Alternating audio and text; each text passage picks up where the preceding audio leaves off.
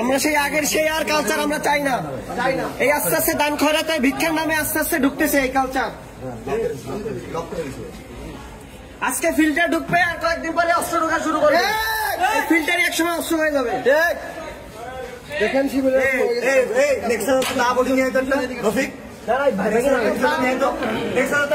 কিছু নিয়ে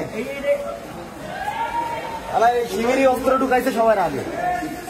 সব ভাব চলে দাঁড়াও দাঁড়াও দাঁড়াও।